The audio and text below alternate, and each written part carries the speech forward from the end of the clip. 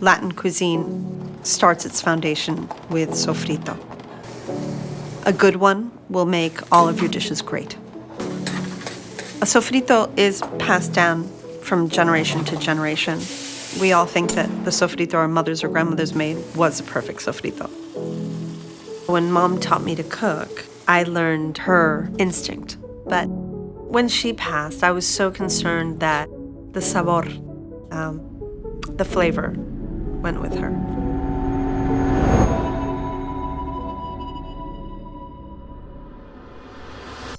My sofrito is peppers, onions, chilies, cumin, tomatoes, saffron, garlic, cilantro.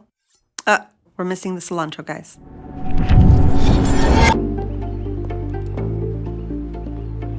Miami is interesting because obviously we're attached, right? We're in this country, but we're totally detached in our culture, in our food, in our style, in our vibrancy. ¿Ustedes hacían empanadas cuando fueran jovencitas con las nenas? Mi mamá hacía los pastelitos, siempre para llevar para la escuela. A mí yo decía hacer, me gusta. Entonces es una memoria dulce. We're flirtatious in our culture. We dress sexier than most.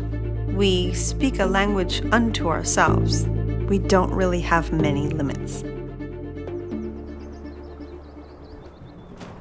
I've got cilantro right over here. Awesome. What are you using it for?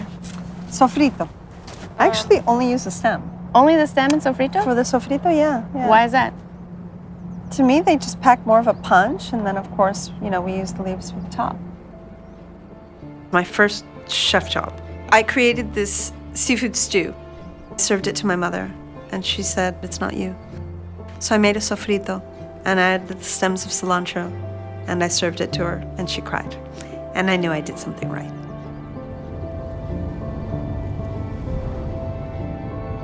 So I want to thank you all, first of all, for being here with me today. This is quite an honor. I don't know if you all know, I graduated here.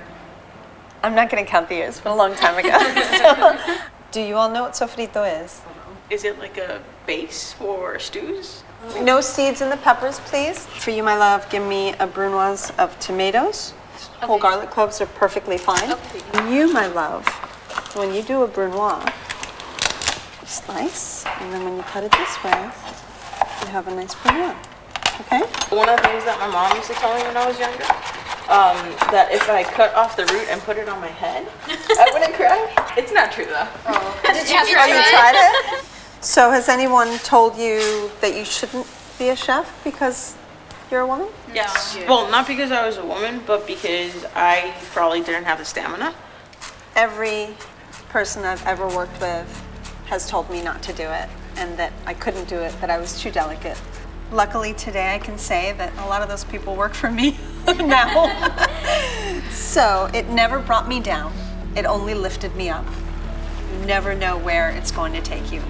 Get ready for the ride of your lives, because it's been a wonderful one for me, and I hope it'll even be better for you all. I myself didn't think I would ever be here. I myself never thought I had the strength, emotionally or physically. So when I now look upon my career, I giggle, and it's all because of Mom. It's all because she made me fall in love with that first bite of food. It makes me very emotional.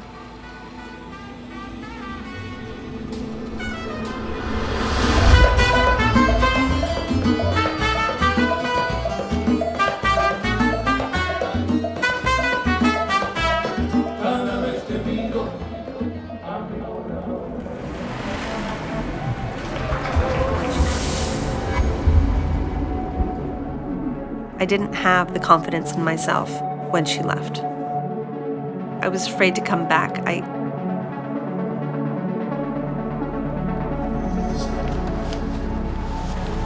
Mommy? Did you ever pick vegetables with Grandma? Corn. Corn is delicious. We used to go picking a lot. Where? In Homestead, down south. Wait, do they still have corn in Homestead? They still have corn in Homestead. Yeah. Would you like to go with me sometime? The sabor, that's what I carry with me. It was the gift that she gave to me, and now through my hands. If you truly are a good chef, you have to be generous because you're sharing all of yourself, all of your recipes, all of your history, all of your background, all your hard work. It's about what you have in your soul.